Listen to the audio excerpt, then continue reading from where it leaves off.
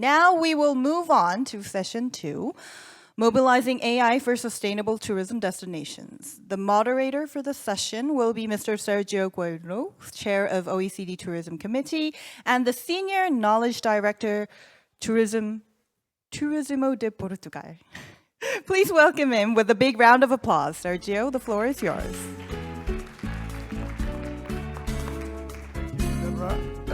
Good afternoon, everyone. First of all, I would like to thank the Minister of Culture, Sports and Tourism for organizing this amazing event. And also all the ministry's team, Deborah, Erim, for making us very special here in Korea. For me, it's my third or fourth time, and it's actually one hospitality lesson that we always take when we come to Korea. After this very interesting morning that we had hearing about the private sector working on AI, now it's time to turn a little bit into destinations. I'm fortunate to moderate this panel that brings together two of my passions. One that is tourism. More than 30 years ago, I fell in love with this amazing sector. The second one is technology, and for the ones that know me better, I'm always pushing for the use of technology for the better world that we have. But also, I must confess that in many times, this passion for technology becomes easily a frustration. Why? Because technology promises a lot to us, few times delivers the same amount of expectations. And I think AI is looking a little bit different. Perhaps because we had the opportunity of start using it and start feeling it, changing some practices of our days, but also because of the huge investment that it's around this kind of technology. It's becoming widestream for all of us in, I would say, almost any activity. And the news that we had from this morning is professions like ours, economists, are in danger, but it's not far of the discussion that we're going to have in this panel, which is what is the role for destinations? How destinations will cope with the challenges that AI provides, but also how can destinations benefit from the potential of AI to tackle some very serious problems that destination managers have today. Overcrowding is one, sustainability is another one, providing a seamless experience to the ones traveling to our destinations. All of these things can be highlighted and upgraded with technology. As for the key questions that we want to tackle within this session, what AI applications are most promising for destinations? How can AI help governments to tackle the challenges that we have on the table, but also what are barriers and limitations that are providing us to adopt AI in a full extent. In terms of structure, we'll use more or less the same structure of this morning's panel. So we're going to have a thought starter to kick us off in the topic. Then we're going to have short presentations from the members of the panel, and then we will have time to invite you also to put questions to the panel. For the ones that are following us online, the Q&A in Zoom will be the tool for that. So with no further delay, I would like to introduce our thought starter for this afternoon, Signe Jungerstedt, CEO of Group Now and co-lead of AI for Opener for Destinations. Signe, the floor is yours. Thank you very much. Thank you very much. I'm just going to get the clicker over here. All right, thank you. And hello, everyone. 안녕하세요. And to those that are joining online, good morning, good afternoon, good evening, wherever in the world you are. It's a huge pleasure to be here today and an honor to be thought-starting or kick-starting this session on destinations that, to me, like Sergio, combines passions of mine, destinations and technology. And And a big thank you to OECD and to the Ministry and Korea Tourism Organization for inviting me today. 감사합니다. Those are the 2 words that I so far nailed down, so had to use those. I will be studying Korean this summer, though, so invite me back, and then I'll be able to say more. All right, so my name is Signe Jongerstel. I am the CEO and co-founder of Group Now. We're a small company that works in tourism innovation and tourism development, working with destinations across the world. We also work in the wider experience economy. And today I'm here to talk about unlocking AI for sustainable destinations. And I thought, to kick us off with that, I wanted us to exercise a little bit of something that actually makes us quite uniquely human, namely our imagination. And also to get our audience online a little bit up to speed on some of the things that we've been talking about this morning. So to do that, I have 2 doors for us to go through. The first door, I want us to imagine a future where every journey is perfectly optimized and algorithmically tailored to our every needs, to our delights. Imagine going through an airport where everything is optimized seamlessly, where it just flows, where there are no delays, there are no queues. You arrive, it's accessible, it's welcoming to everyone in any language that you prefer, maybe even any dialect that you prefer.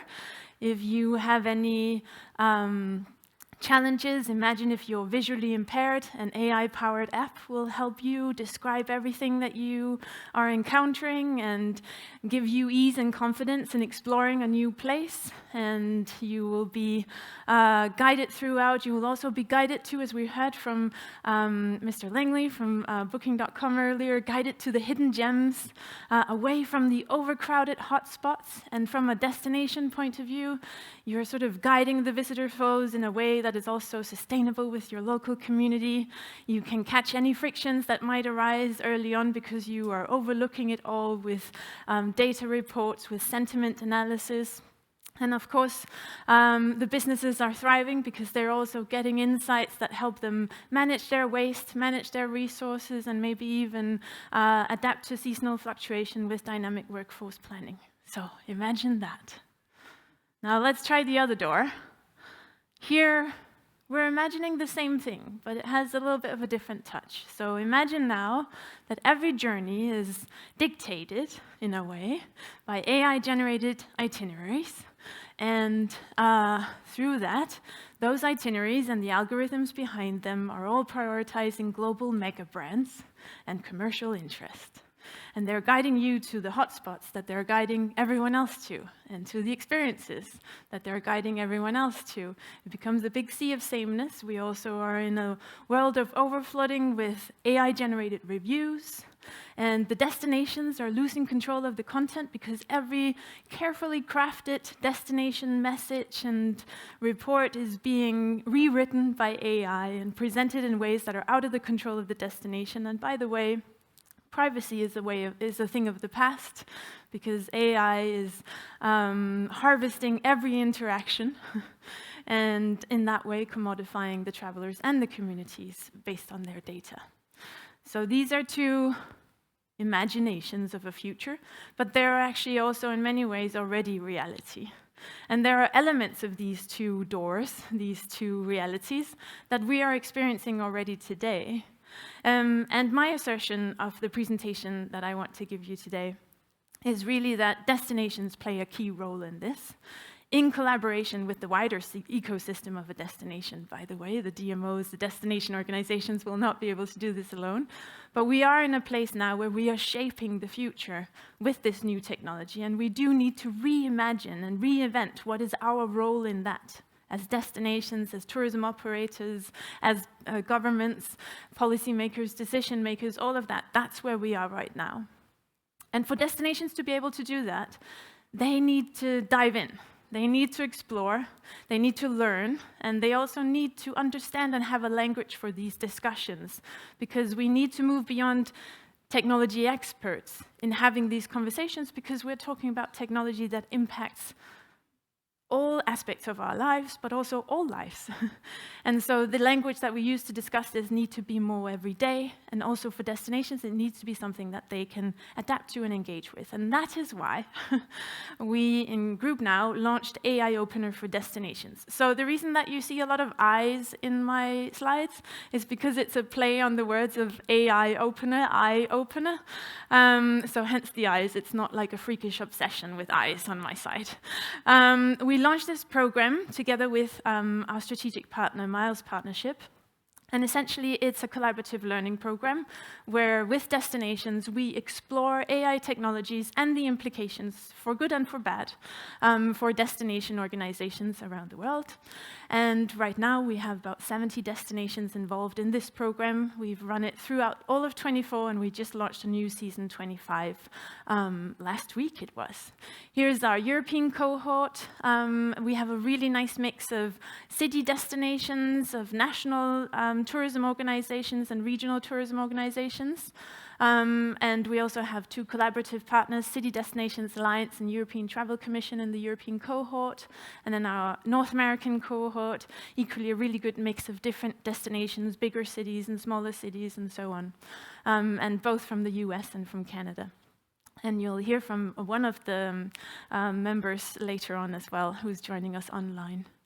And so the program really is a joint exploration of all the implications. We're going across all the different functions that a destination would normally work with, from tourism information services, meetings and events, to marketing, obviously, but also exploring the impact of new technology in terms of environmental footprint, and also in terms of, we have a session coming up very soon about agentic AI and what does it mean for destinations.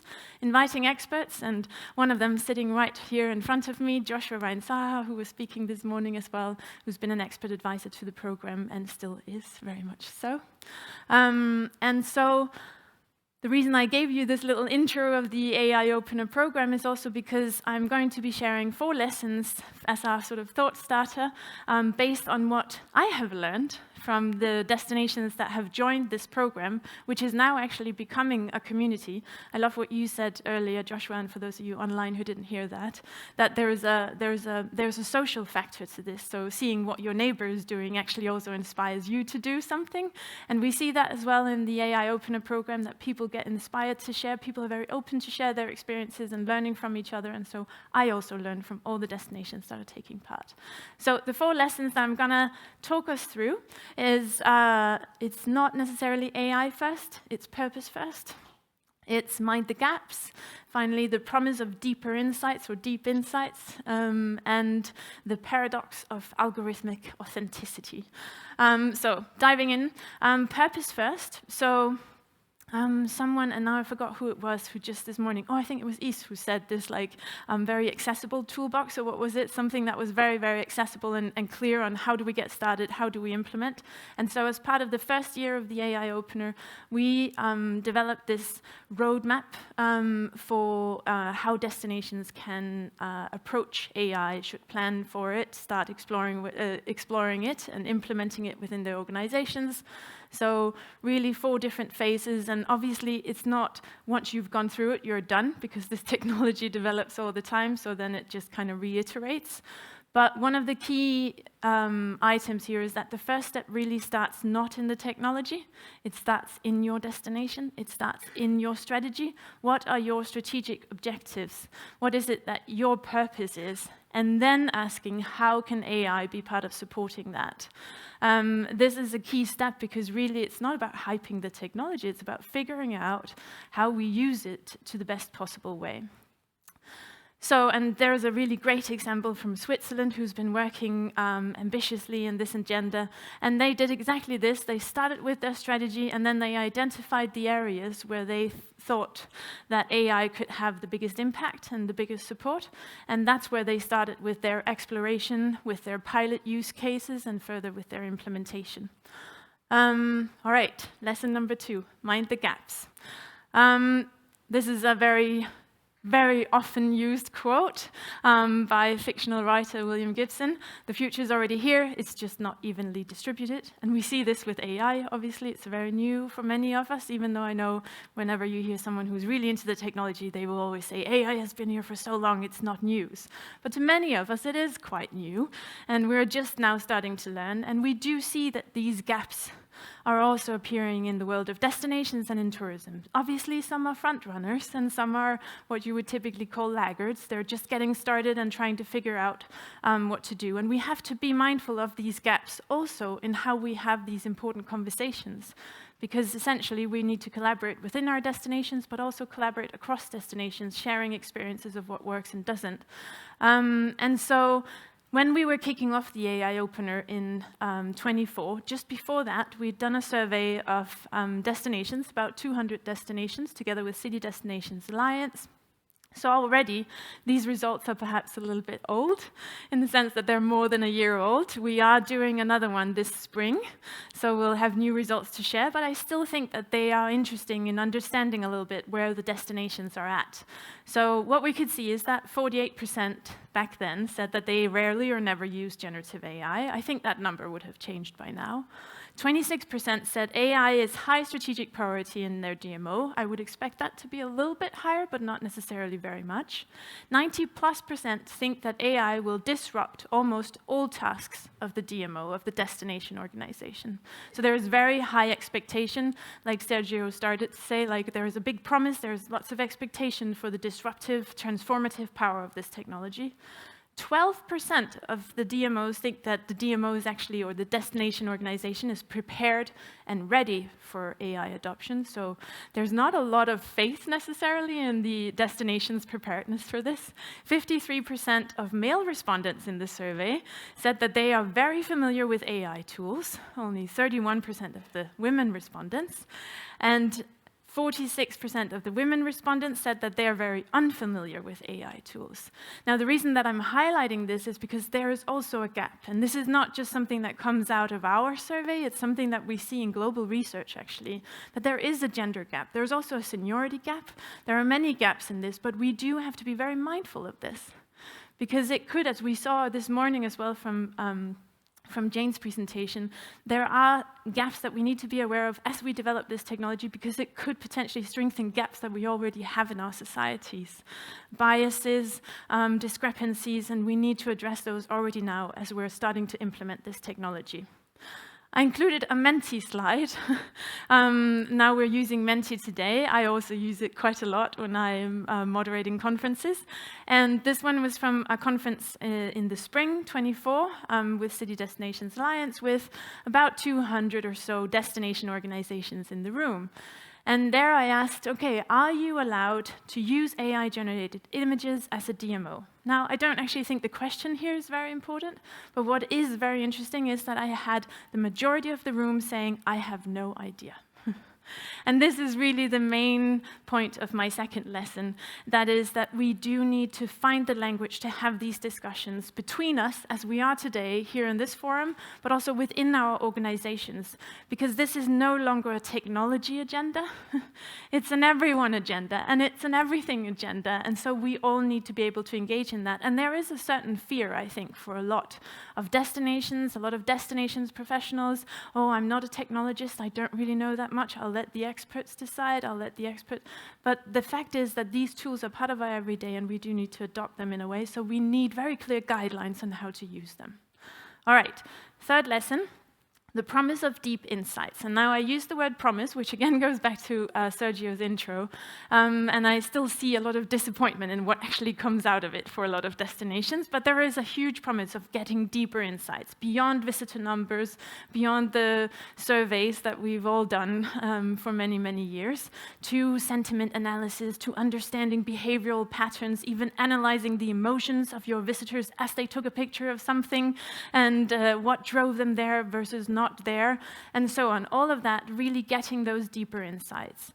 A really interesting example that we actually had as a showcase in our recent session of AI Opener, and that is also highlighted in OECD's report on AI and tourism, the Smart Guide, which is an app, an AI-powered audio guide to cities with AI-generated content. And what it does is it guides visitors to many different places based on their preferences and so on, but it also obviously provides data on how visitors are then moving around, and they're working with destinations and actually influencing that. They had a collaboration with Prague where by actually inspiring visitors to seek outside the concentrated, crowded city centers, they managed to have visitors spend 30% of the time away from the overcrowded centers. So just showing early on the potential that there is in this to manage to plan destinations better, to use these insights, these deeper insights for better planning, better decision making, new product development, and balancing really visitors with local needs. Then obviously also there is a big discussion, and this is called sustainable destinations today. And I think talking about sustainability very widely, which also is of course coming out of the fact that this technology is impacting, it has both social, economic and environmental impact, and we need to address that as part of becoming responsible, sustainable destinations. And I think here we should distinguish between two different things. We should distinguish between AI for sustainability and sustainable AI. So AI for sustainability holds lots of promise for sustainable visitor flows, for even understanding for tourism businesses and for destinations, understanding waste management, understanding resource use, and so on and so on. And this is a really great example. Equator, that is a company that provides carbon calculations for tour itineraries using AI. And so it gives you insights that you can use in better planning tours and product development and so on. But obviously there is also a big elephant in the room, which is the sustainability of AI, right? Because we all know this, that AI has an environmental footprint, and how do we actually work with that? And how do we take that into account? For many years now, we've been talking about sustainability in destinations, developing sustainability strategies and plans. I'm sure many of you in here have it too. So how do we take account of our AI usage in that, and what should we be doing? Now, I don't necessarily have the answers to that today, but it's something that we do need to already now be talking about, because if we start talking about it in 5 years, it's too late. All right, final lesson of this thought starter, algorithmic authenticity, or the paradox of that. And obviously destinations have for many years kind of had the role of providing authentic content and narratives for destinations, really giving the credible source of information to visitors, but also being in that role where you have the whole destination ecosystem in mind, where you're sort of planning not just for one specific interest, not even for the individual visitor necessarily, though you of course want good visitor experiences, you still have the whole ecosystem's interests in mind. But now destinations are losing control of that narrative and of the content that they have carefully crafted, because the internet basically just changed, right? So now we need to figure out, how do we position ourselves in that, and how do we actually make our voice heard in this new configuration? Now, many destinations, and we'll hear today from Vancouver as well, who's been doing a lot of work, sorry, many destinations are already starting to look at this, adapting their content to fit into, for example, personal travel AI assistant from Visit Estes Park, using AI to really provide very personalized recommendations based on the destination's own content that has been optimized for this travel planner assistant. The German Tourist Board launched their chatbot called Emma, which also, again, is providing recommendations, and really conversational recommendations, right? That's what a chatbot does, to travelers to kind of match what they're looking for. I think what's interesting now is also discussing, okay, so we can, as a destination, develop our own personal travel planner, our own chatbot. But what we are also seeing is that the major platforms are developing similar things. And so, as we know from history, those will be obviously where the traveler goes, because we build loyalty to certain platforms. And with AI, those platforms will actually get to know us really well. So the more we use them, they will just pick up on our personal preferences, maybe even the personal preferences of our family members, and combining those, or the friends that we usually travel with, and combining those, giving much better recommendations. One of those platforms is, for example, Mindtrip. a big platform that pulls in thousands and thousands and thousands of user-generated sources, videos, blogs, and so on, reviews. And then you can make your own search, your own travel booking. It's both inspiration, discovery, it's planning, and it's booking. And I think Costa Rica has actually found a really, the Tourism Board of Costa Rica has found a really interesting way of sort of grappling that. Rather than building their own chatbot, they have actually incorporated the Mindtrip platform into their website. So you can go straight to Mindtrip, you still have the website open when you click on it, and then use Mindtrip to start planning your trip, seeking inspiration, seeking recommendations. But what is also interesting is that they have actually tried to sort of optimize it so that the output that comes out leans towards sustainability. So whenever relevant, users asking for tips for Costa Rica will get sustainable recommendations, thinking about where to go outside the hotspots or using sustainable transportation and so on. So this, I think, is a very interesting use case that they're now developing, and we'll have much more insights coming out of that. And obviously, this is what destinations need to be figuring out, right? How do we position ourselves in this landscape? Because as I said just before, the internet has already changed, and now we're talking about agentic AI, right? OpenAI launched Operator. This is kind of the talk of town, I think. How will agentic AI affect all of this? And what it basically means is that all of a sudden our content will be rewritten, it will be repurposed, reshaped to serve the user's preferences, and maybe even to serve the user's AI agent. So it will be agents talking to agents and no longer the destination talking directly to the visitor. So figuring out how do we position ourselves in that, and how do destinations remain and stay the credible voice of destinations and the experiences that they provide. So I'm going to finish off with a question that I think we should be discussing in this forum. How do we set up and support destination ecosystems for responsible AI success? And I use ecosystems in this because it's not solely for the one destination organization, although I do think it serves a very important role in this. It is how do we actually create the collaboration that we need to understand both the impact, the risks, the benefits, and how to make the best of it and position ourselves in this. So with that, I want to say thank you for this chance to kickstart this exciting session. I can't wait for to listen to the other speakers and for our dialogue. Thank you. Thank you very much, Sine. I would like to invite you to stay on stage. And to be honest, I was listening to your presentation, and I was thinking, if I were a destination management organization, I would be in trouble.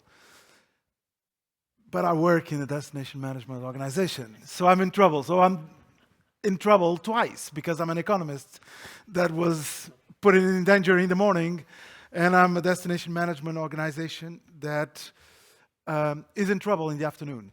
But the end of your presentation brought us some solutions or some potential good ways of looking at the challenges that we have, and I believe that our speakers that we have in our panel will further give us hope in terms of dealing with the challenges. Before going into presenting our speakers for the afternoon, we have a Mentimeter that you can see already here. And the question is, what AI use case do you foresee having the greatest impact on destinations in the near future?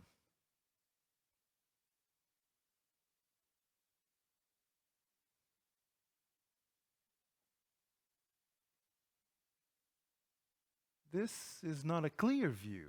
I think we have doubts. And I think one of the things that I came to the session in the morning was actually with doubts and questions and a lot of things to discuss. And I think everyone believes, because that is a huge promise, and let's see in the afternoon if we have answers for this, is personalized customer experience.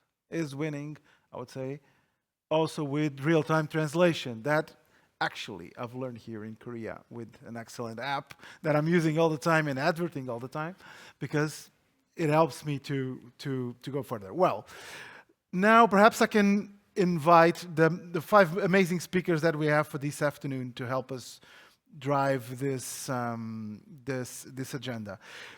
So 2 of them will be online. So I'd like first of all to connect, if we could connect to Stefan Oos, Vice President at Global Marketing with Destination Vancouver. Hi, Stefan.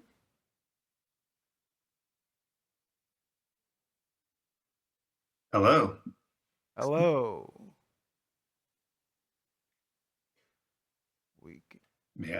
We can see you, Stefan. We can see you. Can you hear us okay?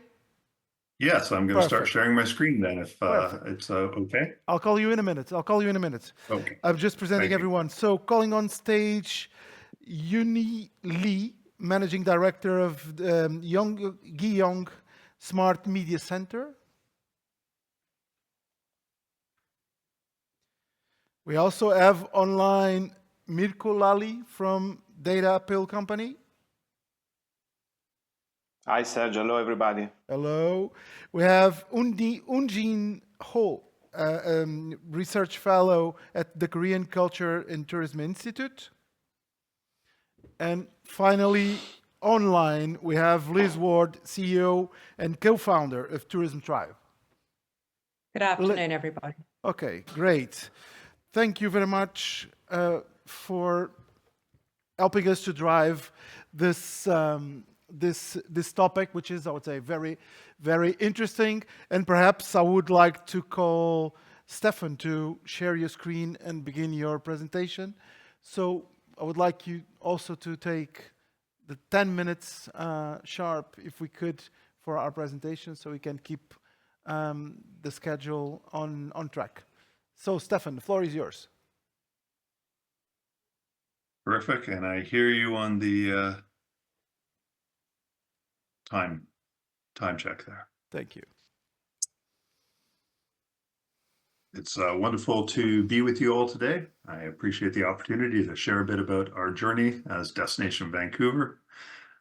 As a DMO, back to the comments that were just made, I certainly don't see it as all doom and gloom, but certainly there's a lot of issues for us all to be considering. So it's really terrific to share some of our thinking. I joined Destination Vancouver in June of 2022. This was our website at the time. A pretty terrible website, but it does feature a giant photo of our beautiful city, so I feel good about it. But at that time, we met with our board, and one of the things that was my assignment was to reinvent our digital strategy and how we should connect with visitors. That was great because it's kind of up my alley. I've spent most of my career working within digital agencies, and we set about trying to figure out as a starting point what even our purpose was through digital channels. And we were incredibly fortunate because, as I said, that was mid-2022. And so we had the opportunity to really spend some time thinking about what we were doing, what we wanted to be achieving. This is the vision statement that was one of the outputs of the strategic planning process. And I'm not going to read you the whole thing. Sorry to put so many words up on the screen, but a couple of key items that came out of here that we really latched onto. One was about the unique knowledge that we have about Vancouver. And a guiding philosophy for us in a lot of the thinking that we've been doing in the past, and it's sometimes challenging because they change direction all the time, was not to try and out-Google Google. And so one of the things that we had, and when we talk about Google or Booking.com, I believe they're there presenting this morning, is that we're the only people that truly care passionately about Vancouver and have a depth of knowledge like no one else about Vancouver. So we really wanted to tap into that. And then the other side of things being about this concept of a mindset of a concierge. And what does a great concierge do? They understand the visitor, they understand their goals, they get a chance to know them and what they're about. And by tying those two pieces together, we would be able to give better experiences to people. Now, in mid-2022, we didn't know that AI was about to hit us the way it did, but it did in November of 22 and at the start of 23. And so we had the opportunity now to see how AI would enable us to deliver upon this vision. It wasn't easy because, frankly, we were jumping in at the very start of this transformation. And trying to figure out how to implement AGI. I just wanted to get it on our site just to see what would happen. But it took months. And frankly, we went down a wrong technology path with a partner that wasn't ready to really deliver on what they promised. And then eventually we ended up getting it live on our site so we could actually just do some testing on UX, testing on how people would interact with us as a destination. What kind of questions would they ask? How would they engage with us? And most importantly, where were our biggest gaps in our information? What were we not able to help visitors with? So we ran this, what we called our POC, for several months, and we got some really terrific learnings out of it. That led us to delivering on what is our new website that we launched in October of 2024, last year. So it's quite new. That has AI, if you look at this website, has AI built in and is integrated throughout the entire thing.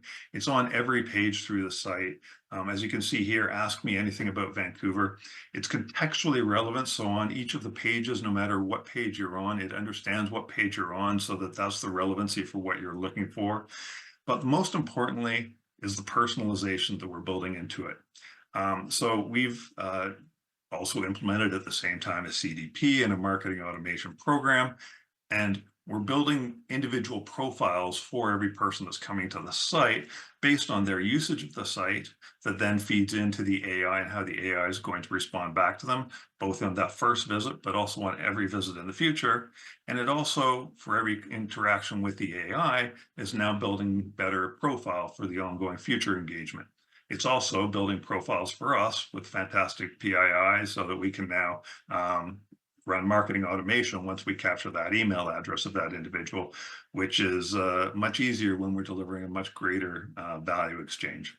So that's what we've built. We're quite proud of it. It's working quite well. It's capturing a much greater level of conversation than we've ever had before. We do see that the interaction and what people are looking for on our site really hasn't changed. The number one thing people are looking for is what's going on, what are the attractions, what are the events, what can I do in Vancouver? But it gives them such a next level of answer, particularly if they're willing to share information with us, that we really believe that we're giving a significantly better experience.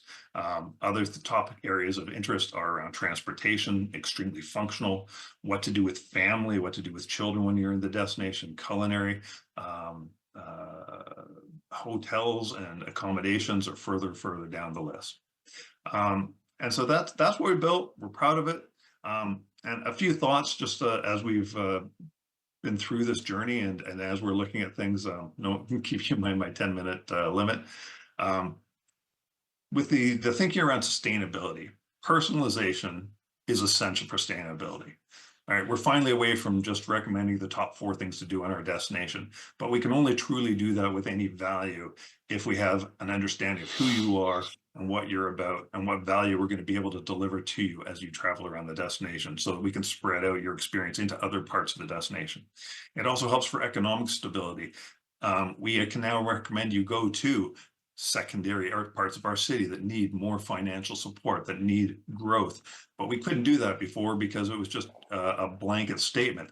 Now that we know what you're into, what you're passionate about, what you're planning for your visit to Vancouver, we can give you much better recommendations for Gastown or Chinatown and some of the areas that need more economic support. My second comment would be that the role for us as a DMO is changing massively, but it's also remaining the same as the destination experts. We, again, as I said earlier, are the only people that actually are unbiased people that just love our destination. We're not really trying to sell you something. We don't have a thing we want you to do. We just want you to come here and have a fantastic time. The third one being agents. It's the number one buzzword, but I think it's the most important thing that is going to impact all of us. And I think that what Signe was saying earlier is bang on. Who am I going to trust with my information? Who am I going to have that relationship with?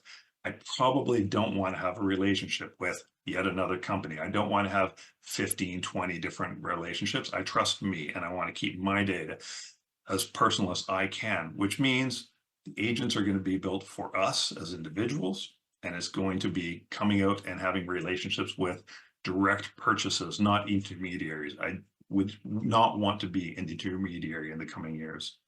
Our website It's not going to be irrelevant. We will still need places to host information so that we can share it out there with the world. But we're going to see a lot less people coming to our website in the future. We've already seen a hit in traffic over the past year as people are driving responses through AI. And eventually, though, we're going to see the early adopters that are going to disappear, and then it's going to be the middle adopters, then it's going to be the late adopters, and it's starting to also move to the lower value parts of the visitors to our destination. And finally, just my recommendation is about taking care of yourself and taking good care of your people as we move into this technological massive change. We're going to see massive shifts in the workforce and the labor force, possibly and quite likely large amounts of unemployment. Everybody that is in the room here is taking care of themselves by learning and staying on top of things. I think we also owe it to our teams to make sure that they're all trained and aware and have a great understanding of the transition that's happening to them. There are so many different areas within our organization. We can't understand how AI is going to impact them all, but we need to enable our teams to be able to make the best of it and learn and optimize for their own careers. Thank you. Thank you very much, Stefan. Thank you very much for a quite interesting presentation. I would highlight three blocks that I really loved about the presentation. The first one is your attempt to own the content, because I think it is one thing that is pressuring us a lot today is how do I remain, if I ever had been the owner of the content, how do I play the game? And I think this was a very wise way of playing the game. The second one, I'm biased on this, but I could avoid to say it. Start testing. The POC approach was quite interesting in a way that let's see if it works. So give it a try and don't be definitive in what you try to do. And finally, one thing that it's popping on my mind for many times is everyone's talking about personalization. And I think Vancouver has a good example of how you let people personalize their journey, because sometimes we go into a temptation of making it so directional in terms of how do we speak with our customers. So now we go to speaker number 2. I would like to invite Junie Lee from Kyungju Smart Media Center. So floor is yours.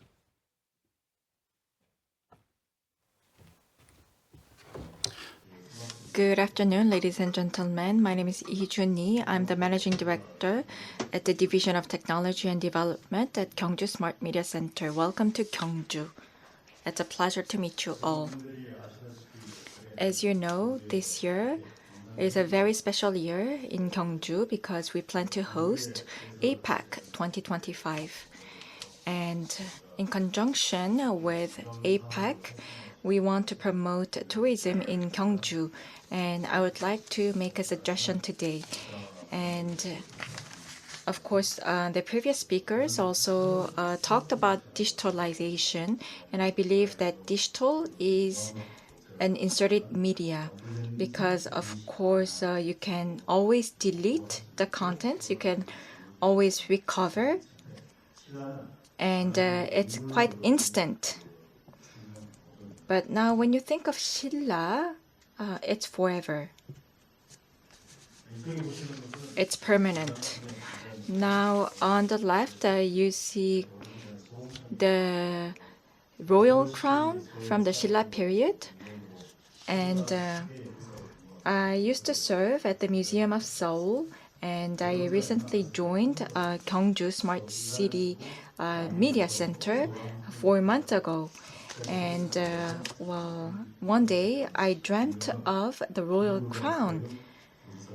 And because I received, well, in my dream, I received a letter which asked for taxation, and the letter was written in gold. And that surprised me and woke me. And now here you see the logo of the Kyungju On app, And the logo actually borrows the shape from the headband crown from the Silla period. First, I would like to give you a brief introduction to Gyeongju. Gyeongju is actually a city of UNESCO World Heritage, and one of the historic sites include Seokguram Grotto, and Gyeongju is known for the Bulguksa Temple as well. It has many historic areas and many historic villages in Korea as well. The population is 245,000. Here it says 127 as the last three digits, and plus me because I joined Gyeongju. I moved to Gyeongju last year. And here we see some of the significant data, and one of them is that the number of foreign visitors is going up. And as you can see here, the revenue of inbound tourism also went up, and we receive the most tourists from China and Japan. Now, this is the trends and visitor numbers. And the data that you see here was provided by KTO, and it's based on the statistics provided by KTO. Now, I told you that I will give you an overview of the application, which is Gyeongju-ro on. But before I do so, I would like to talk about the tourism behaviors that we see here in Gyeongju. Now, Gyeongju is known to be a historic destination, and we have a high proportion of visitors aged 50s and 60s, women, and 70s men. And the major search locations are the historical sites, and consumer demographics show that we have a high spending by visitors in their 40s and 50s. And they also spend a lot in F&B. Now, 22.7% is the visitor ratio from Gyeongbuk. And the further away you live from Gyeongju, you're less likely to travel to Gyeongju. And now we see that revenue went up 43% last year, YOY, and F&B accounts for about 56% of that revenue. And as for leisure services, it accounts for 20.2%. Now, if you look at this, we use data from GPS and credit card and transaction and so forth to obtain this data. Now, moving on to the next slide, this is the local tourism diagnosis. We see that visitor traffic, ratio of overnight visitors, length of stay, destination search volume, and tourism consumption all go down YOY. However, during the 6-day Lunar New Year holiday of 2025, the number of visitors went up 39% YOY, with Hwangmi-dang-gil being the top attraction, followed by Bulguksa. Now, moving on to Gyeongju-ro On. This is a tourist app that we provide to the travelers. And back in 2022, KTO commissioned a project, and we won the project. And hence, we were able to develop this application. Now, this is the meaning behind Gyeongju-ro On. We wanted to leverage the smart image of On, and On can also be interpreted as come to Gyeongju, which means to invite users to explore the city. And On also means me, myself, as I am now in Gyeongju.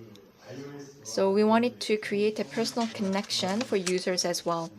Now, about 90,000 people downloaded the app.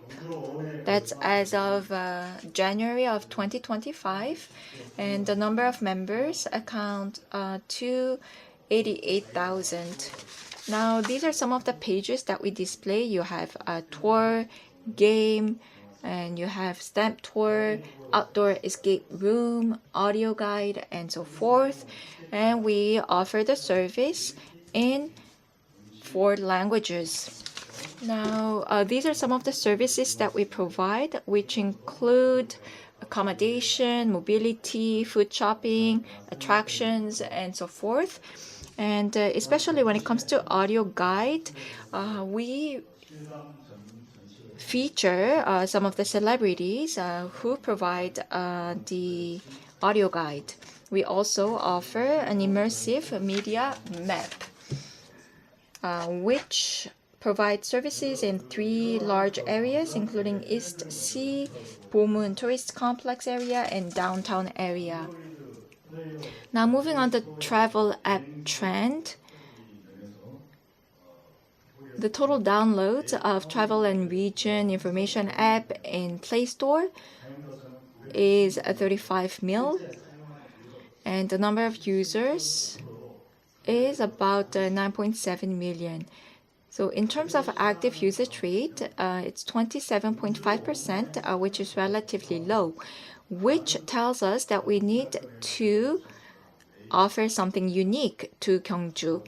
Now we have Kakao Taxi, Naver, and other platforms here in Korea. And Gyeongju On is not powerful enough to compete with those platforms. So what can make us unique? We need to differentiate the content. Especially, we need to provide a deep insight into the to the travelers, and we need to provide unique information, which is why we want to leverage AI. But of course, AI should not take over humans. Now, I believe that AI should serve as an aid, and we want AI to be an assistive app or assistive tool to Gyeongju On. And one example would be EcoTrail. EcoTrail aims to connect travelers with locals to provide vibrant local experiences while creating a safe and trustworthy travel environment. And well, this is the business summary of EcoTrail. This is a platform that provides travelers with customized local experiences based on travel courses designed by locals. Travelers can choose courses that suit them. They can leave visit log and receive guidance from locals. At the same time, this can ensure safety by utilizing the blockchain technology. Now, people use blog or other social platforms to promote certain destinations, but we want to use the power of blockchain to secure transparency and trust of those contents. And to enable that, we will provide these key services. Now, the travelers can choose the path that they want, and they will share the immersive experience. And travelers that want to come to Gyeongju can refer to the information that the previous travelers left. And as you can see here, now the key services of app features can be segmented into authentic local travel courses, safety guardian system, and VIP course. As for authentic local travel courses, locals can create the course directly, and travelers can choose their desired courses. And because we use blockchain, tampering is not a challenge. And as for safety guardian system, the course creators can verify travelers' visits, and if a traveler does not arrive at the scheduled time, they will be contacted. As for a VIP course, the reliability of the guides is ensured based on logs recorded on the blockchain. Now, moving on to the platform, you have the local resident and tourist and AI guide that connects the two. Now we can ensure safety, trust, and as from the perspective of the tourists, they can rely on the trustworthy guides, and they can customize their itinerary. So what we are doing right now, we are conducting a survey on the needs of the people, where the travelers want to go. Sometimes people will camp out to visit this very place, which is called a traditional Eastern clinic, which dates back 130 years. And because the doctor is known for his healthcare service, you have a long queue waiting in front of that clinic. And actually, my wife had to go to an OB/GYN before because we had trouble having a kid. But then I believe that if she had gone to this doctor, then maybe it would have been easier. Anyways, now this is the path that I recommend. While the back gate of Purguksa Temple is a spot that you have to visit, but unless you're a local, it's not easy to travel via this gate. And here you also see a photo of an LP store where you can enjoy diverse music. And please come to this place to enjoy Let It Be, and you will love the environment. And on the far right, that's a small brick and mortar restaurant here in Gyeongju, but it's always a full house, so I've never tried their food. And it's one of those places where locals go and love. So, as I mentioned, we want to introduce some of the spots that only locals know so that we attract more tourists and we can boost their satisfaction. Now, when it comes to stamp tours are provided in along popular trails. However, what we have in mind is to provide a stamp tour of local destinations recommended by locals. So my goal is to create a virtuous cycle using AI. Now, blockchain verification, sharing economy, travel tourism, and safety and security can all be connected. Now, the travelers can travel safely, and this is the cycle that I propose.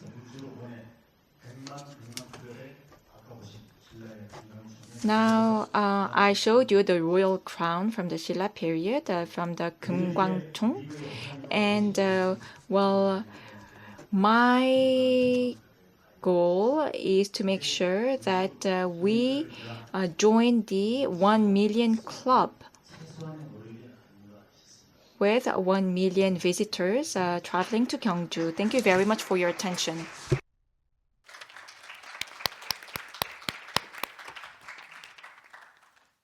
Thank you very much for sharing, and congratulations on the Gyeongju on tourist app, and also for bringing which is sometimes an error for someone that goes to the market, which is the role of content differentiation. And I think here the close relationship that you did with locals, with residents, is quite important in terms of differentiation, but at the same time is helping to solve one issue that more and more destinations have, which is the separation between visitors and locals. So that is, I would say, a very good contribution to this discussion. Now we go again online, and I would like to invite Mirko Lali for presenting from Data Appeal. Mirko? Hi, Sergio. Thank you. Thank you, everybody, to having me. Can you confirm that you hear me? Perfectly well, perfectly well. Okay, I will share my screen.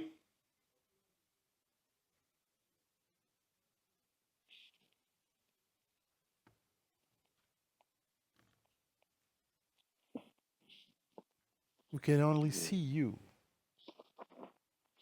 It will arrive, hopefully.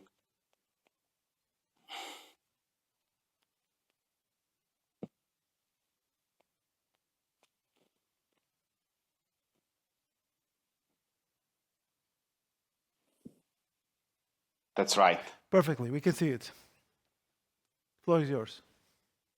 I mean, Signe introduced also this quotation, so I will go very fast in the first part of this presentation because there is a lot of overlapping with amazing presentation made by Signe before.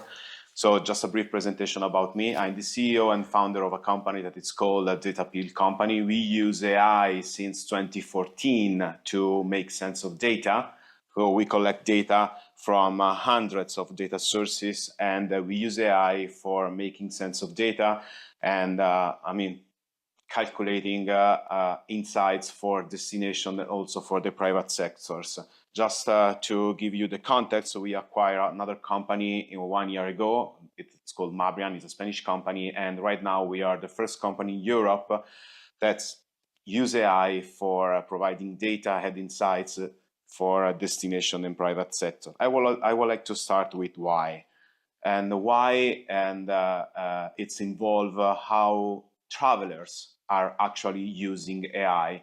There is a lot of studies about how destination, how companies are using AI, or if they are openness or not using AI. But your main stakeholders as a destination are the travelers that want to came or already went to your destination. So let's start with that. And travelers are using AI in two ways, basically. The first one is to save time. And I have the same example as Signe before, so I avoid that slide on the fly about Mindtrip. But there are a lot, literally hundreds of startup and new projects in the same path. So using AI to have a personalized advice and a hyper-personalized advice in a few clicks in a few seconds. And if you look some studies, this is just one of them, is from a private company that is called SiteMinder, and you look how people are openness to the usage of AI, there is a very surprising global average of 78% of people that declare to be open to use AI to organize a trip. And there are very few studies of how people are actually using AI. Last week, for example, I saw in Italy a study made by a very important university, and in Italy, there is not exactly the most innovative company under the technology profile. 30% of the people that are in the interview are already using AI, so not just open it, but actually using AI. And that's why people want to use AI.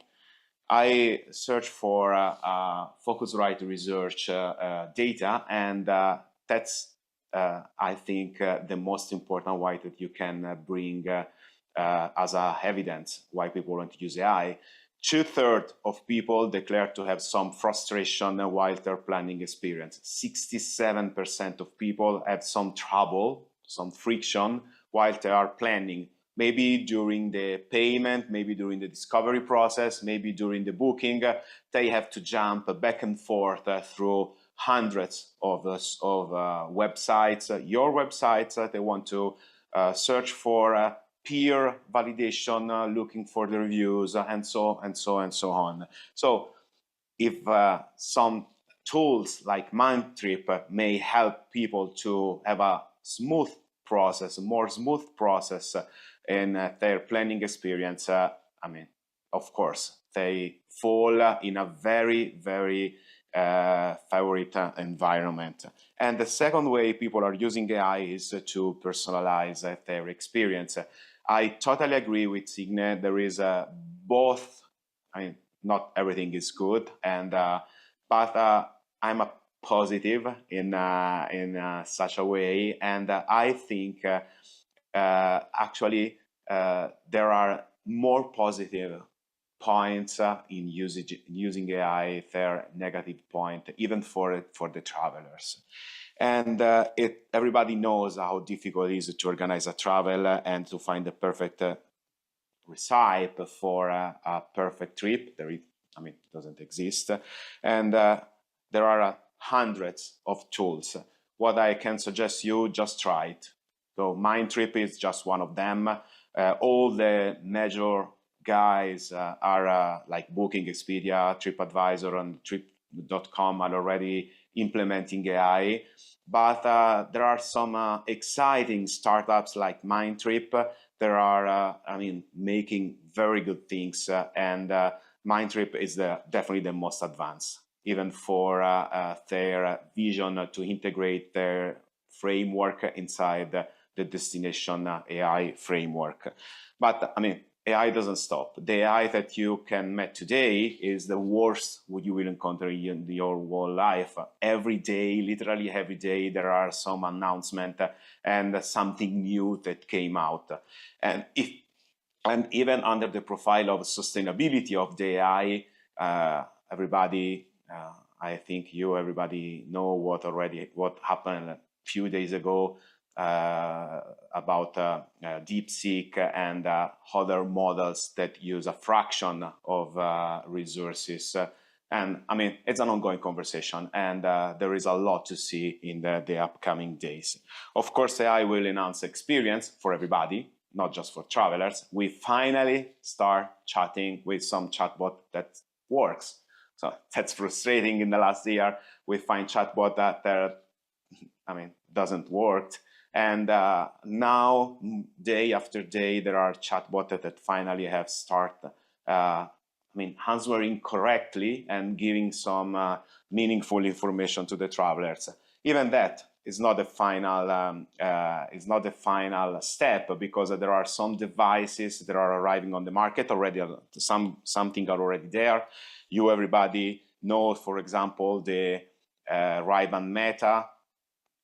To be honest, the Meta AI is not so performant like other AI, but still is a step. You have an invisible device with 2 cameras with an AI inside. You can ask, hey Meta, tell me what you see and help me to translate this menu. Help me to understand what I'm seeing, and is a step. Just imagine in a couple of years what you can do with this type of device. Are already on the market, for example, the Pixel Buds, $200. So you can have a transparent translation in real time while you are talking with somebody in literally any language. So already on the market, you can buy it today, or is arriving in a couple of weeks. Is actually on Kickstarter if you want to bake this project. It's called Holiday, and it's like Ray-Ban Meta. Plus you have a augmented reality micro screen that give you visual feedback, completely invisible from the external, but I mean, you can see that. And also that, just imagine the implication for the travelers. And on the other hand, what destinations can do today. So you already had some virtuous example of destination what can do today, but definitely is a way to streamline. And once you have decided what is your goal and your purpose and your final strategy, there are for sure, paraphrasing a famous citation, an AI for that you can use. Just keep in mind that travelers don't want AI in the whole interaction with destination. There are some aspects that you can definitely rely on the AI, like getting direction, checking in, checking out, and there are some aspects among the customer journey that better to be managed by human up to date. And just a final thought about how destination may use AI is just think how your marketing will change in the future. Think of the tools like Mindtrip. How can you be there? What is your leverage to be suggested as a destination in a global ecosystem of destination? And how can you thrive in that AI? So how can you be relevant for the AI? Everything changed, and today the only leverage that you have is work on your contents and take care of your reputation, because the contents and the reputation are the key points that AI use to be trained at the sources, and probably will change in the future. Probably the major player of AI will integrate some monetization process, so will be much probably they have, Bing is already doing that. You have also the same opportunity that you have today with Google to have some paid positioning, but the first you start, the first you understand how to move. And just a final few slides. What we do for AI and what we do for our destination. We are in 29 countries. We work with hundreds of destinations. We provide a platform to analyze the destination and to take care of all your data in a single place and understand all the behavior of your travelers and how the destination is positioned towards your travelers.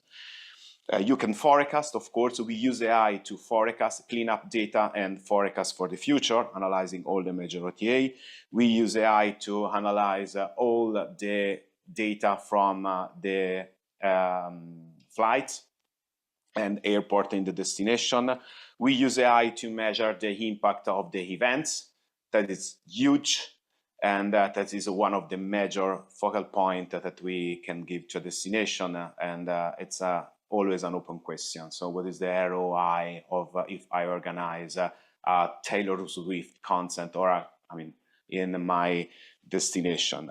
We have, and this is one of the major uses of AI, we have some high-level KPI. There is a way for highlighting a complex dimension in a very easy way, of course, are AI generated. Just imagine, for example, a way to measure the sustainability. I will go through that in a while, or the inclusivity of the destination, or the seasonal balance. We have AI algorithm that we completely continuously train and fine-tune to understand also the changing scenario.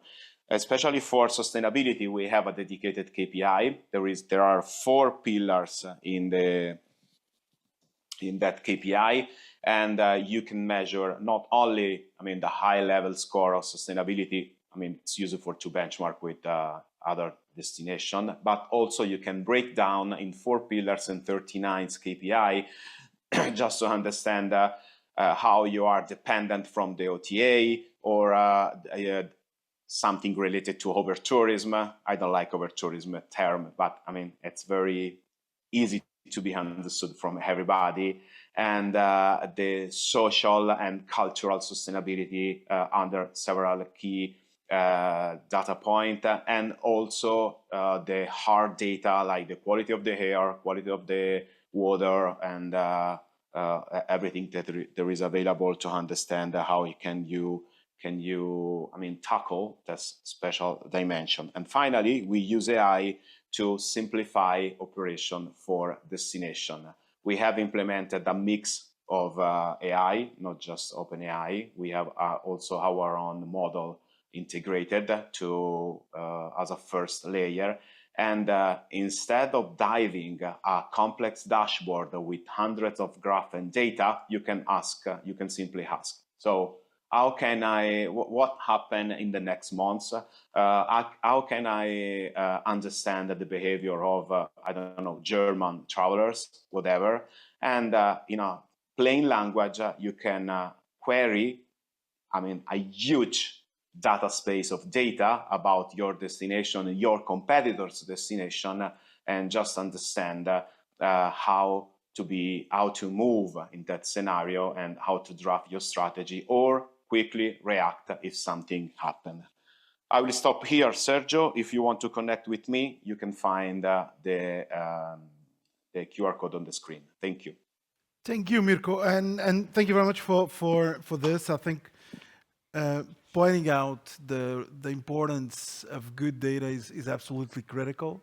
And as we are quoting everyone, I remember that Bill Gates used to say that good technology on bad processes will not make your life easier. On the opposite, will make your life harder because your problems will be bigger. And here, more or less, is the same.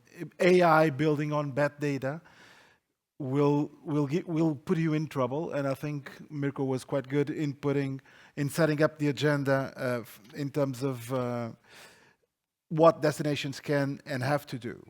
Now, I would like to, with no further delay, invite Unjin Oh from the Korean Culture and Tourism Institute to do her presentation.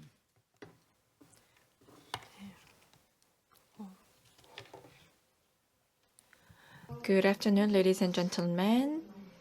Allow me to introduce myself. I am Ho Eun-jin. I am an Associate Research Fellow at KCTI. So the previous speakers talked about various experiences relating to destinations, and perhaps my presentation will be more about summarizing what the others said. And I will try to be as brief as possible.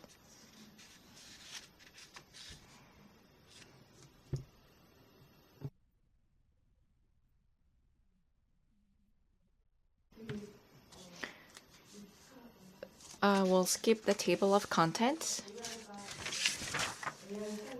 Now, the global AI market is growing along with the AI-based or powered tourism market. So by 2029 or 30, we believe that it will grow by CAGR of 30%.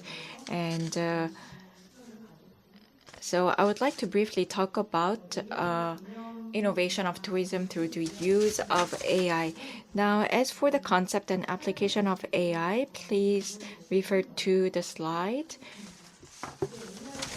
And I will skip that slide. How can AI drive innovation in tourism? This slide shows that. And as the other speakers mentioned, personalization will matter, especially when it comes to service provision. As the other speakers mentioned, application of AI is of the essence, and actually people have dreamt of various travel experiences, and AI can turn that dream into possibility. And by analyzing a wide or vast amount of data, they can personalize itinerary or travel plans to the people, and chatbots as well as assistive tools can also help customers. And real-time updates will be key. This will allow travel agencies provide timely updates to travelers and also make sure to reach important decision-making. Now, as for operational efficiency, people will be able to compare dynamic pricing at the same time using AR and VR, we can provide immersive previews of destinations and provide on-site experiences. Now, from the business's perspective, they can also enhance traveler experience using AI, and these will be some of the examples of that. Now, from the business's point of view, they can provide better service, and at the airport level, they can streamline the entire process and enhance convenience during traveler journey. Now, I would like to bring attention to this slide. Here, I had two learnings from this slide. First and foremost, the travel agencies or providers, when providing services to the customers, they actually used AI to enhance traveler experience. So a higher percentage of respondents said that they used AI for traveler experience. At the same time, a larger number of respondents provide services through AI in the travel planning stage. Now, how about the post-travel stage? Only a small number of the respondents offered or used AI in the post-travel feedback. So that's about 45%. Now, when do we use AI to enhance travel experience? So you have pre, during, and post. And in the pre-stage, you use AI as a travel planning assistant. Based on the traveler's information, AI can create travel plans tailored to their preferences and travel purposes, and also assist with bookings. We heard from companies like Booking.com. And just like Booking.com, here, Trip.com's AI travel is another primary example. Now, moving on to the middle segment. Now, I'm sure that you want to find out more about the travelers who visit Gyeongju. Now, when I stepped foot in Gyeongju Station, now, I saw this slogan. Now, here in Gyeongju, we started to excavate gems, and that led to history. In fact, those who travel to Gyeongju can feel the pride of Gyeongju.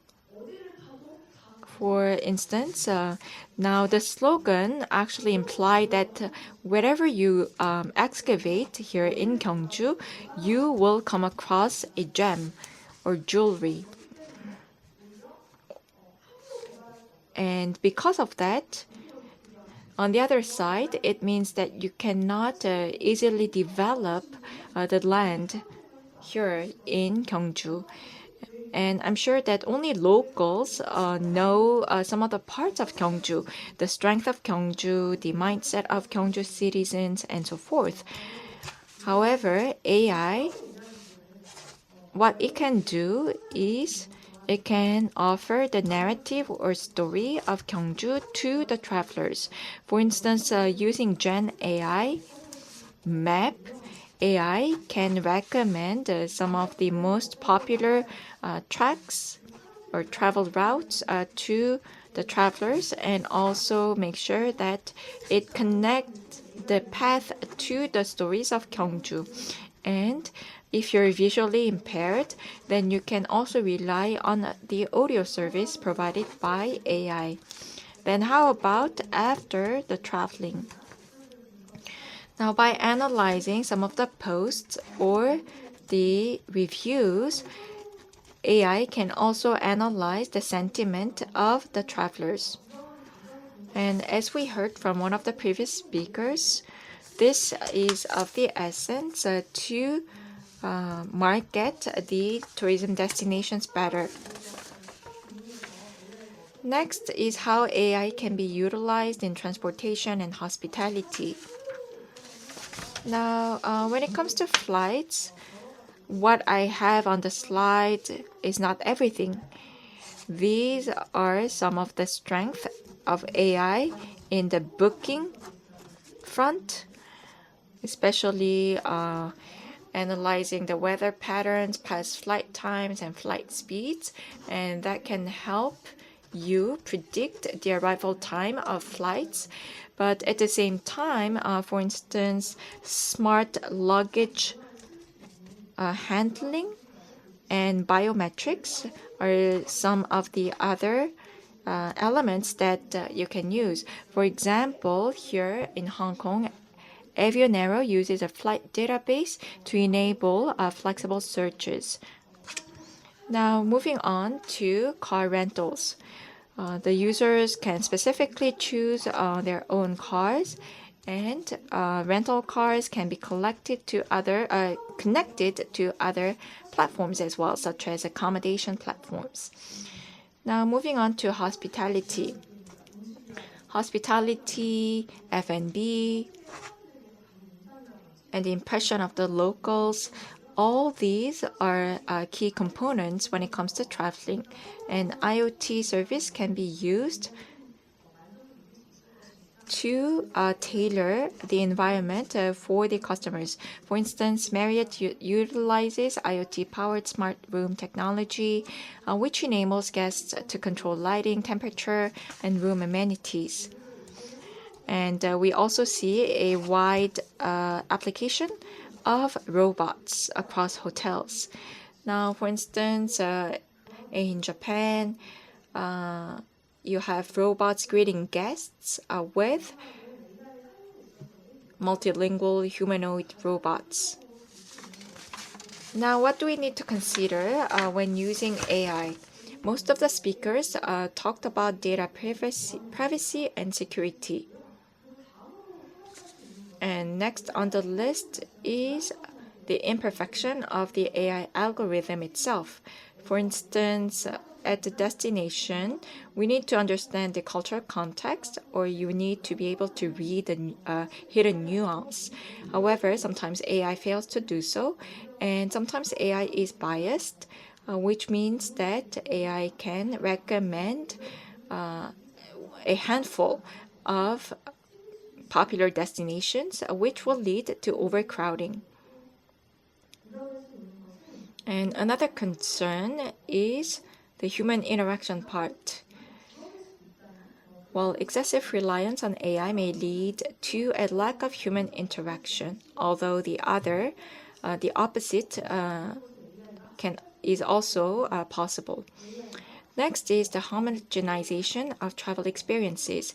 AI algorithms can influence travelers' decisions by recommending destinations, activities, and so forth, offering similar recommendations to people with similar preferences.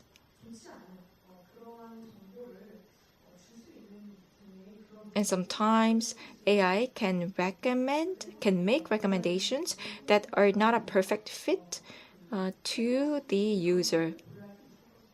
And we also need to take into account the cultural sensitivity and ethical concerns of the AI. With that, I would like to conclude my presentation. Thank you.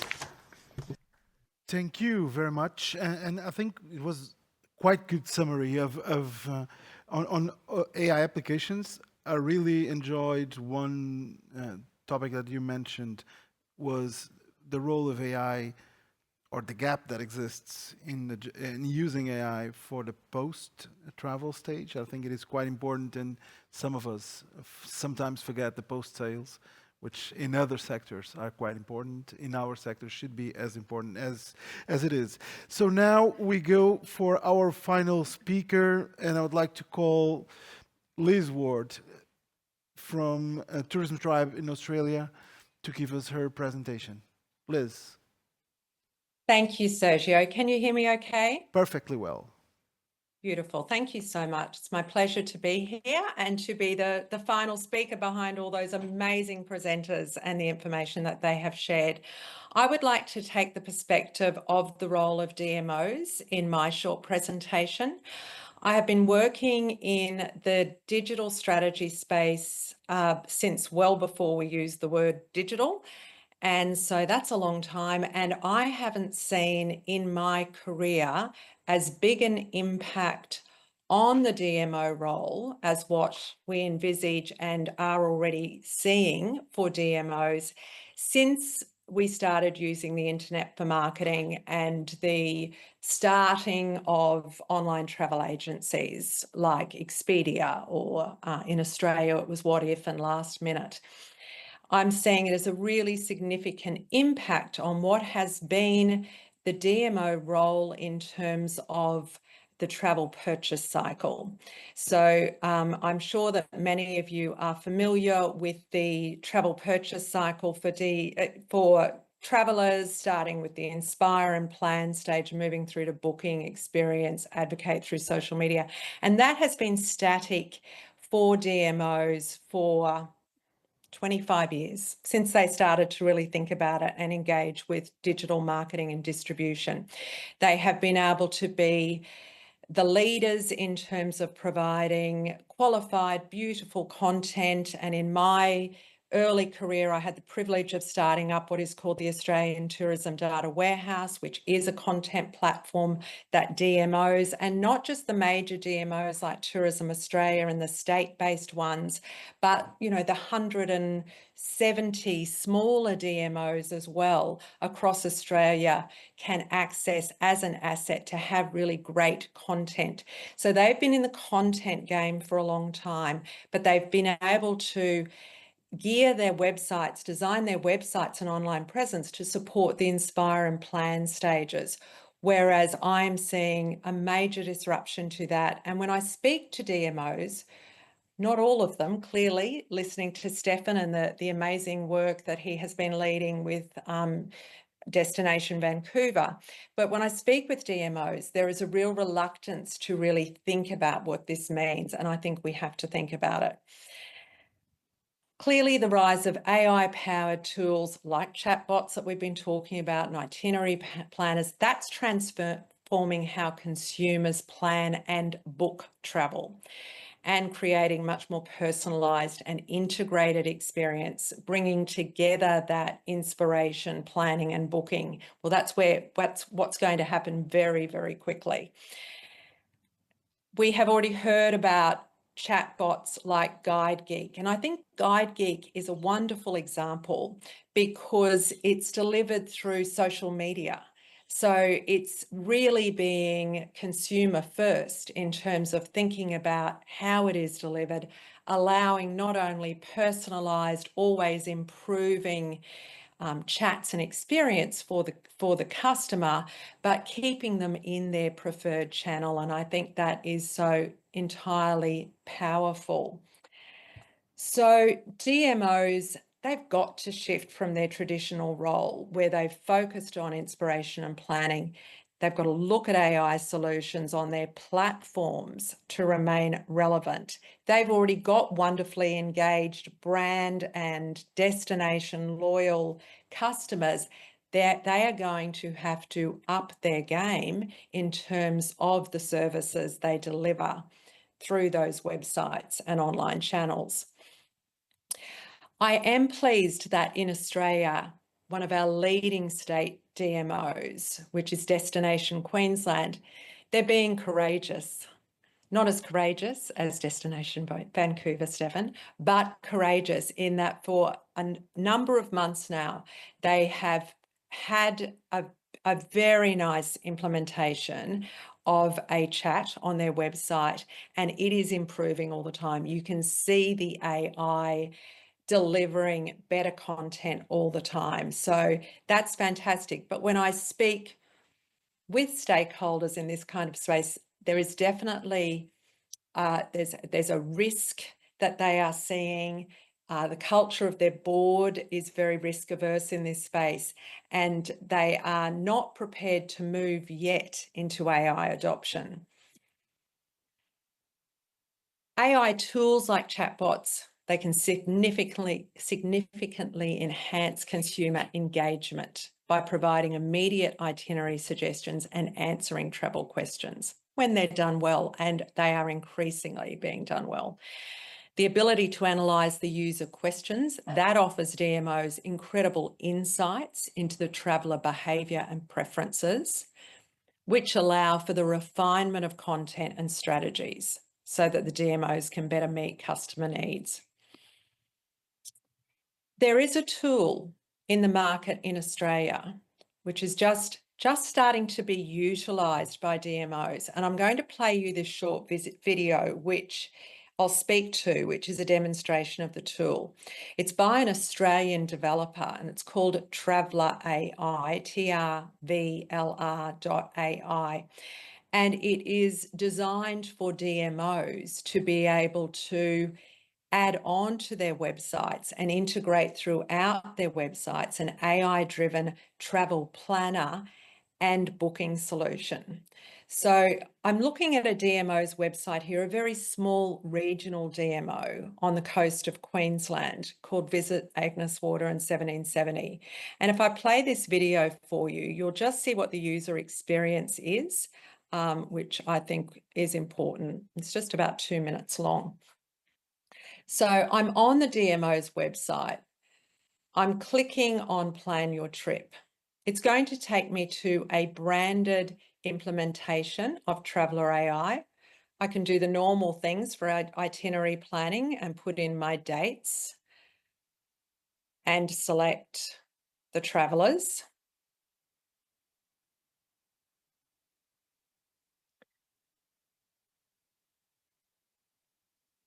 Then it will offer me some prompts to find out more about me. So in terms of personalization, which images appeal to me? And this is where the DMO can present content that steers the user to certain experiences or, you know, more community-based experiences that they may not know about. So it presents my trip. It's a balanced trip. It's not a fully packed trip. It's 69% full. It's given me day by day suggestions. That's great.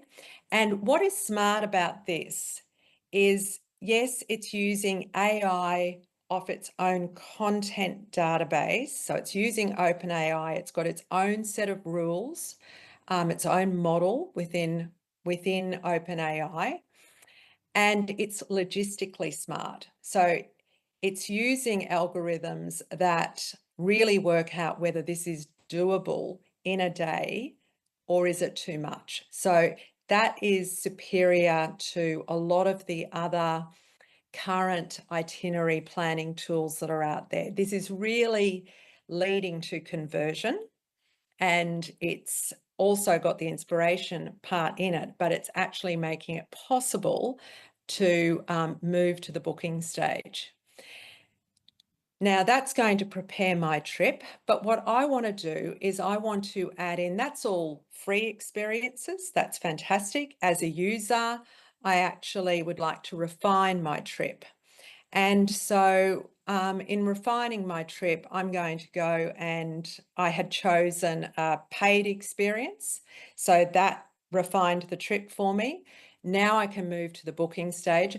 The booking stage is enabled by pulling in availability, and that's why we can get to this stage. So it's integrated availability that is direct, as close as we can get in terms of direct to the operator, because it's using their channel manager.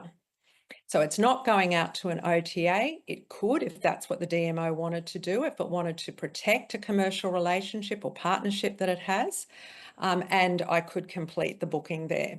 So that's what's in the market now for DMOs, allowing them to meet the customer need better for that much more efficient user journey.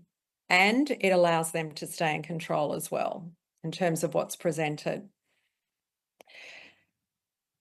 So it considers travel logistics and the time between locations and activities, which is quite new.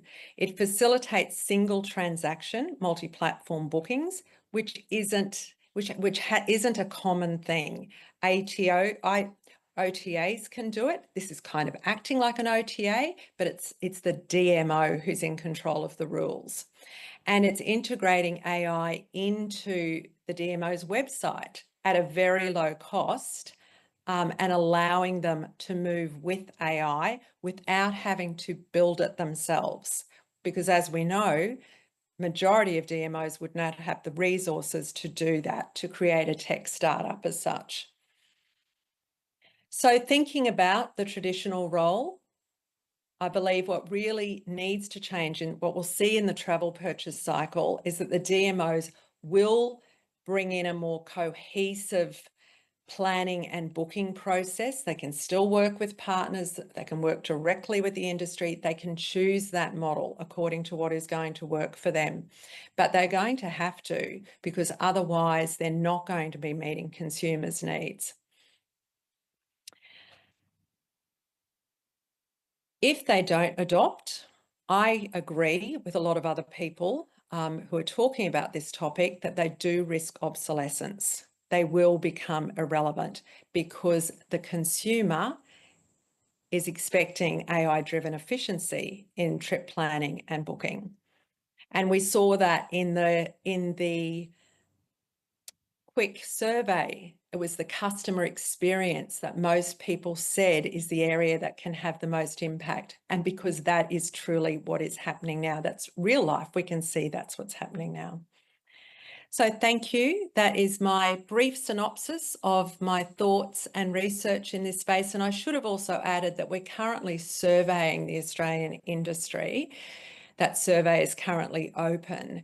And what we're seeing is well supported by my assertion that there's a reluctance to adopt AI at the present time. There's a bit of a wait and see approach.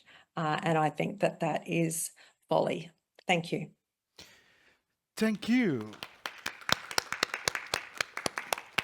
Thank you very much, Liz. And thank you very much to all the speakers.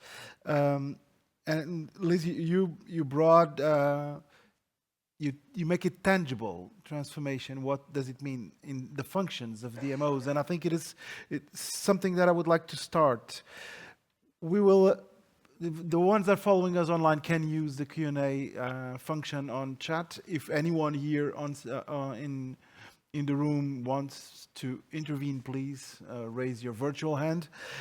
I would like to start a discussion with our panelists and perhaps with Sina, reflecting a little bit on presentations. You mentioned in your presentation that destinations are losing control of content. Liz just said they are reluctant in change in adoption AI. You both mentioned that destinations expect disruption of their role.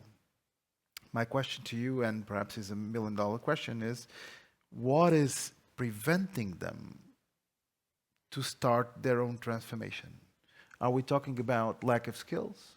Are we talking about non-interest in leaving their comfort zone?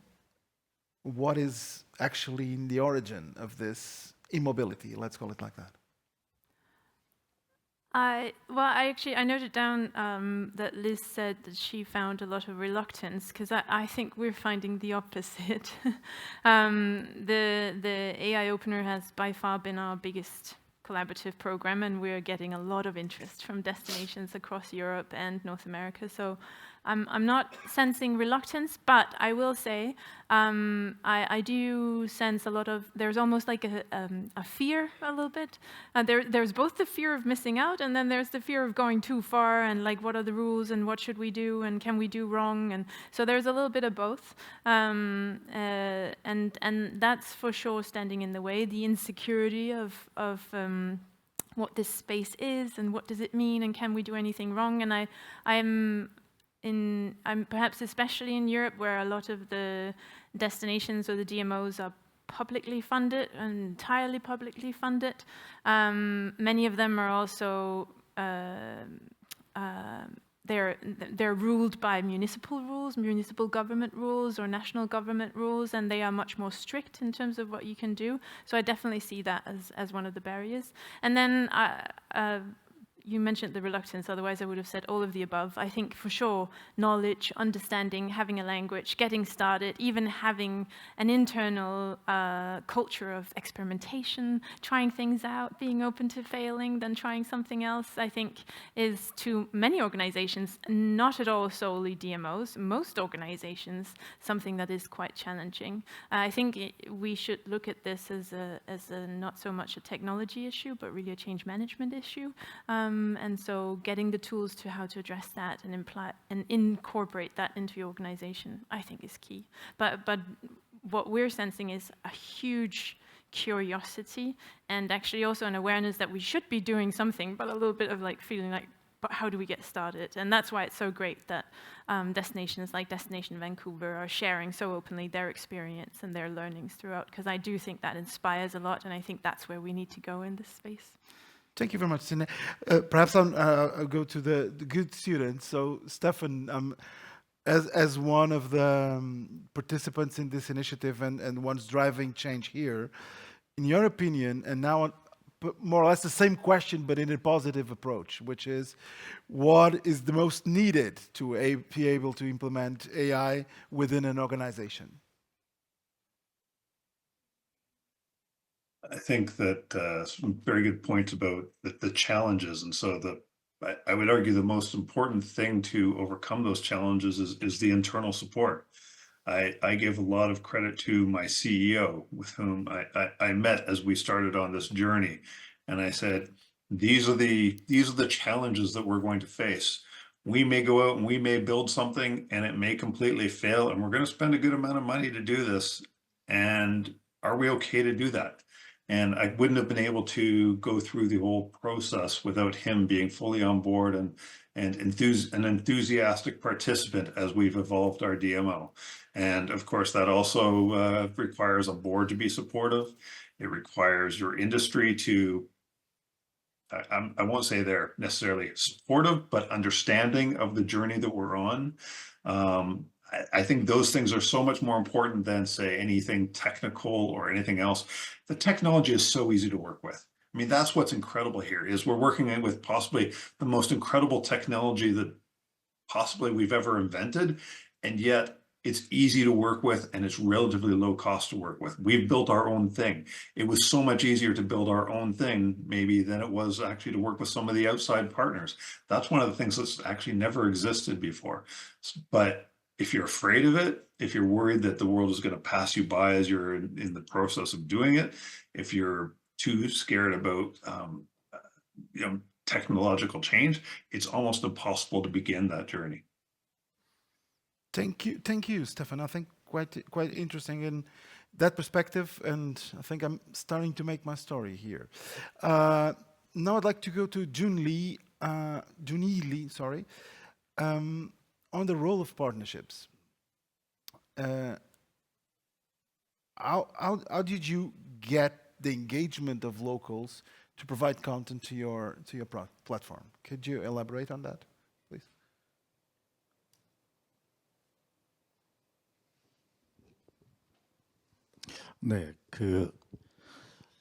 What I proposed about the AI being an assistive tool, well, I give you the idea of eco trail, and that required some studies.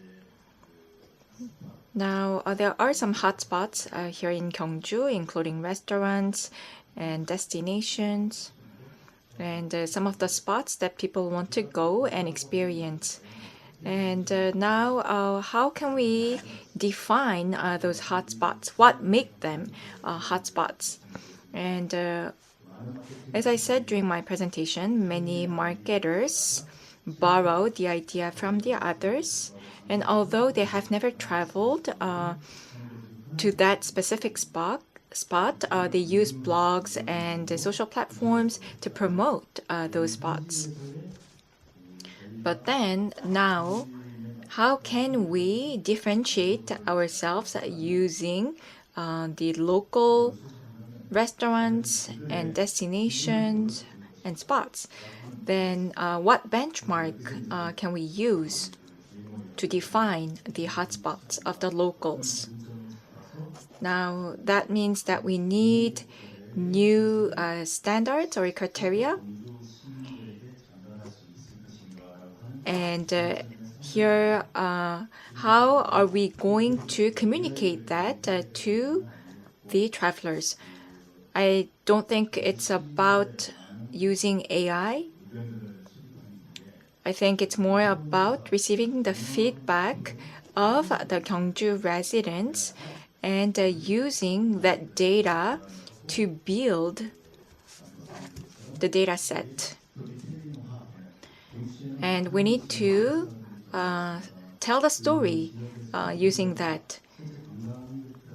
For instance, I believe that only less than 10% of the hidden gems are actually being discovered here in Gyeongju. So our job, or the job of the DMOs, is to make sure that we discover those hidden gems and we communicate them to the travelers. Thank you. Thank you very much. Now, perhaps I can move to Ungjin. You mentioned in your presentation ethics and cultural sensitivity are two key elements of your equation when driving to AI. What do you think is the role of governments and public authorities in shaping this? In fact, there are things that private company cannot do. For example, city-wide control. So the government can know the situation of the whole city, and there are the things the government can do because they have the insight. For example, in case of Singapore, they have citywide information on the tourist hotspots, which has many travelers, and some spots that have less travelers. So the government can get the information on that, and using an app, they can deliver this information to the tourists. So tourists can get real-time information on how to plan out their route efficiently without less crowd. So for example, movement of the vehicles, we can think about sustainability, and that is linked to sustainability. So the travelers can plan most efficient route to cut their carbon footprint. So that contributes to environment as well. So another example that is linked to that is case of China Hangzhou. They have traffic lights. They have incorporated AI to the traffic lights. So in order to control traffic jam or queues of vehicles, so they can automatically control the traffic so that they can reduce the traffic jam at the city. So the government role when AI is used in their service, so when managing the tourist sector using that is linked to smart city plan of the government. So I think that's the role that government can play. And another thing is that in case of Korea, so in terms of social sustainability, we have developed QI robots. In the museums of Korea, we have introduced the robots that has recently been developed and introduced. And in the process, so the robots give the curated information delivered to the people with disability, or sometimes children with disability participate in the museum explanation process or experience. I've heard that a Barcelona case, and they are considering a lot on how to provide tourism to people with disability. But if we use AI, we can cater to the types of disability that person has and or recommend a travel that fits that person. And the government, as a public institutions, they can use in the museum or other public spots so that in order to increase the social sustainability. Thank you very much, Junji, for bringing this. We're approaching the end of the session, but I have 2 more questions, very quick, and I ask you very quick answers also. So on Mirko, this looks like a little bit the wish list question, which is, you mentioned quality of data is critical to guarantee quality of AI outputs. How destinations can help? If you could mention one initiative that a destination could do, what would be your wish list? You're mute, Mirko. I think destination can do a lot in terms of honing the narratives and provide the right data to train the AI. We saw some example even before about some destination that integrate just what AI can do out of the box, providing some additional context. I mean, we are talking about AI, but I think we will stop very early to talk about AI. Every technology will become effective when it disappears. So AI is the new internet, and it's like internet 25 years ago. So I remember hundreds of conferences talking about the opportunity of the web and the internet. Today, it's obvious. In a very short time, it will become the same about AI, and we will focus back again in the contents and in the value that you as a destination can bring to train the AI to be more effective, more precise, and to resonate with your travelers. And that will be beneficial because AI is a tool. And talking about the AI tools today, it's like while we were talking about Office, Microsoft Office 25 years ago. So it's something that we have to to pass very, very quickly and continue focusing on the value, on the purpose, and on the contents provided by the destination, even to train the AI. Thank you very much, Mirko. Now to Liz. Your presentation puts DMOs moving from, I would say, mainly inspiring phase to closer to sales. This, for mostly public organizations, this might mean, in your opinion, a potential change of nature of the companies, or stressing the need at least for more public and private cooperation? I believe that needs to happen. If you think about what is important to a tourism business owner, it is the sale. The DMOs exist to support the tourism businesses in their visitor economy. At the moment, there is no transparency. It is very difficult for a tourism operator to measure the value of their relationship, of having their content published and utilised within promotions by the DMO, because there are very few instances where there is measurable conversion on that. I don't believe the operators will continue to see that as being adequate, and I don't think the consumer will. I think that coming onto a DMO website and seeing beautiful itineraries and inspirational video and images and content is not going to be enough. They are going to quickly be frustrated that they can't move to that next stage of conversion within that environment. So I think they're going to have to form partnerships with technology providers and conversion partners that allow the right conversion strategy for their ecosystem that they are in, that is not going to be too disruptive and is going to be the right fit for their environment and for their stakeholders. And they haven't had to do that, but now I think the pressure is on them to do that. Okay. Thank you very much, and thank you all for it was a privilege to moderate this session, and very informative.